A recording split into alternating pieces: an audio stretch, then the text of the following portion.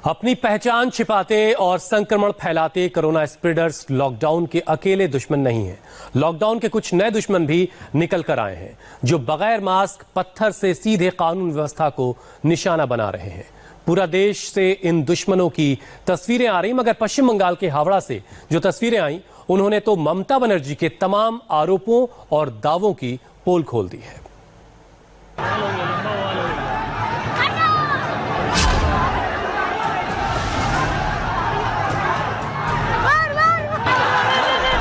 एक बार फिर निशाने पर जवान, एक बार फिर वही हिंसक अराजकता, एक बार फिर व्यवस्था पर हमला। ये तस्वीरें हैं ममता बनर्जी के बंगाल की राजधानी कोलकाता से सटे हावड़ा के मुस्लिम बहुल बेलिलियस रोड की। सुरक्षा बलों को इतना मजबूर आपने शायद ही कभी देखा हो। भीड़ से बचकर भाग रही आरएएफ की इस टुकड़ी में ज्यादातर महिला जवान। मां माटी मानुष की बात करने वाली ममता के बंगाल में हावड़ा के मानुष इसी तरह मां यानी महिलाओं का सम्मान कर रहे हैं। बेलिलियस रोड पर भीड़ बहुत हिंसक तरीके से सामने आई। पुलिस के जवानों ने लोगों से घर में जाने को क्या कहा, भीड़ आक्रामक हो गई। रमजान में इफ्तार से पहले ये शर्मनाक और खौफनाक वाकया एक ऐसे इलाके में हुआ जो रेड जोन, जहां लॉकडाउन का सख्ती से पालन होना चाहिए, मगर पुलिस को ये गुजारिश करना इतना भारी पड़ा कि उन्हें जान बचाने के लाले पड़ गए।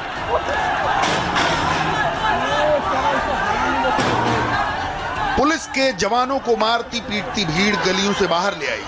कुछ पुलिस वाले भागकर पास की चौकी में छिपे थे। भीड़ ने पुलिस चौकी को भी निशाना बनाया। जब सियासत ने पुलिस के हाथ बांध रखे हों तो वह ऐसे ही मजबूर नजर आती है। पहली बार के हंगामे के बाद सड़क पर आरएएफ तैनात कर दी गई, मगर थोड़ी ही देर बाद भीड़ लौट आई और इस भीड़ के आगे निहत्ती वर्दी के पास भागने के सिवा कोई चारा नहीं था। इसके आगे की तस्वीर हम आपको पहले भी दिखा चुके हैं। पुलिस की गाड़ी को निशाना बनाया गया, आरएएफ की महिला कर्मियों को निशाना बनाया गया और अंततः हमलावर भीड़ ने उन्हें भागने के लिए मजबूर कर दिया। हंगामे के बाद इलाके में लॉकडाउन सख्त किया गया है। आरएएफ और पुलिस के जवानों से पूरा इलाका पट गया है, मगर ये वो हकीकत है जिसके लिए ममता बनर्जी केंद्र से भी पंगा लेने को तैयार है। वो मानने को तैयार नहीं कि पश्चिम बंगाल में लॉकडाउन का उल्लंघन हो रहा है। आइए अब रुख करते हैं हरियाणा का। इतना हंगामा जमीन अधिग्रहण और अतिक्रमण हटाओ अभियान के दौरान नहीं होता। गांव वालों की भीड़ मरने मारने पर आमादा थी। पुलिस ने अगर हवाई फायरिंग न की होती तो इस भीड़ को काबू करना मुश्किल था। शुरुआत में नरमी बरत रही पुलिस को आखिरकार ताकत की आजमाइश करनी पड़ी। जब पुलिस आक्रामक हुई तो किसी तरह भीड़ ने मैदान छोड़ा। दरअसल पुलिस यहां एक महिला का शव लेकर दाह संस्कार करने आई थी। 86 साल की यह महिला कोरोना की संदिग्ध मरीज थी। अंतिम संस्कार के लिए उसे तय जगह लाया गया। अंबाला में कोरोना मृतकों के लिए शमशान तय है, मगर पास बसे चंदपुरा गांव के लोग विरोध करने लगे। पुलिस ने बड़ी मुश्किल से हालात को काबू किया। एक तरफ हेल्थ वर्कर्स और नगर परिषद के कर्मचारी दाह संस्कार में जुटे थे, दूसरी ओर पुलिस गांव में छिपे हमले के आरोपियों को खोज कर निकाल रही थी।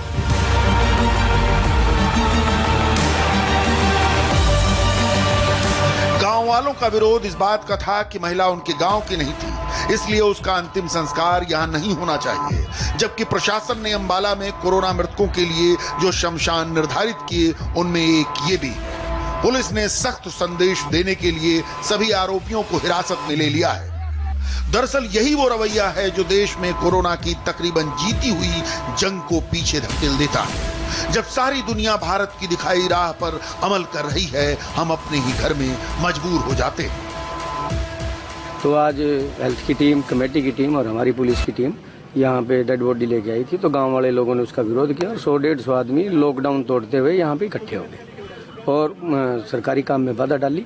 जब उनको समझाने की कोशिश करी तो उन्होंने पुलिस के ऊपर हमला किया, पथराव किया, जिसके उपरांत पुलिस ने भी अपना अड़कबल प्रयोग किया और उसमें हमने कुछ आदमियों को डिटेन भी किया और उनके खिलाफ सख्त एक्शन जो होगा वो किया जाएगा। जिसने भी कानून हाथ में लिया और जो आगे लेगा उसके खिलाफ यही एक्शन होगा।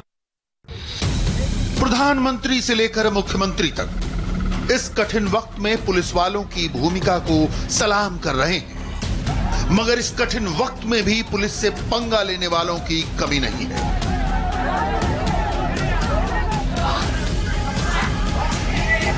यह तस्वीर महाराष्ट्र में पुणे जिले के पिंपरी चिंचवड से आई। यहां के मुस्लिम बहुल इलाके कालेवाड़ी में पुलिस टीम पर हमला हो गया। पुलिस अवैध रूप से सब्जी की दुकान लगाने वालों पर कार्रवाई करने गई, मगर उल्टा पुलिस पर ही कार्रवाई हो गई। आप देख सकते हैं कि किस तरह पुलिस वाले को निशाना बनाया गया।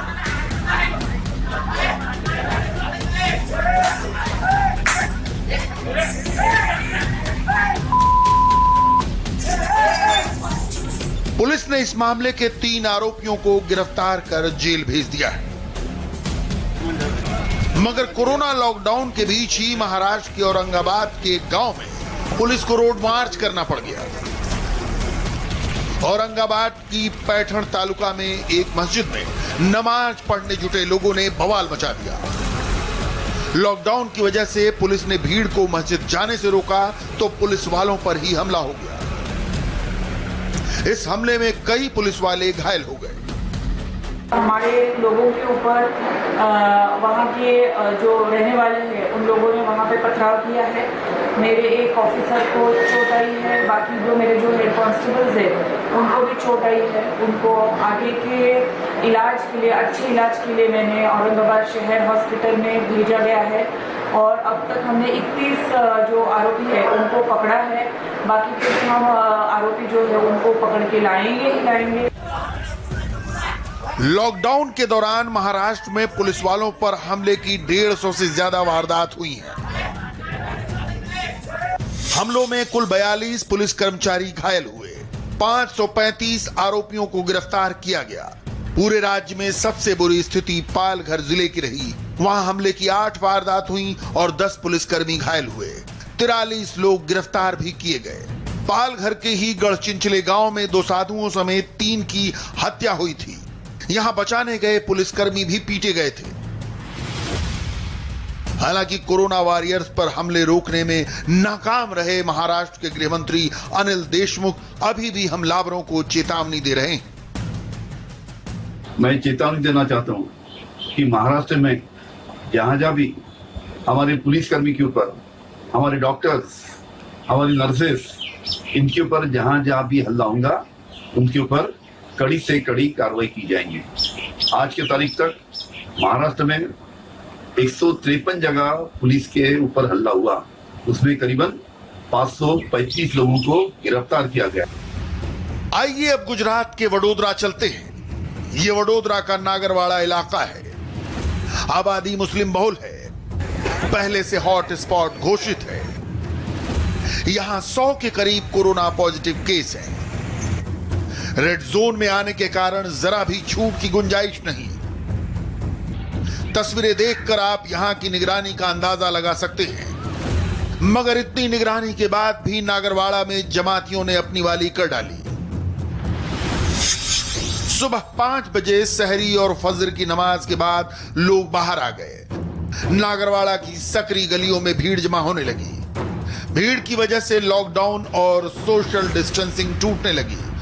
पुलिस ने लोगों को भीतर जाने की चेतावनी दी, मगर पुलिस की सुनने की बजाय भीड़ ने पथराव शुरू कर दिया। पुलिस ने जैसे तैसे हालात को काबू में किया और दिन चढ़ते चढ़ते 17 लोगों के खिलाफ केस दर्ज हो गया। पुलिस ने पूरे इलाके में धरपकड़ शुरू की और 10 लोगों को गिरफ्तार किया गया।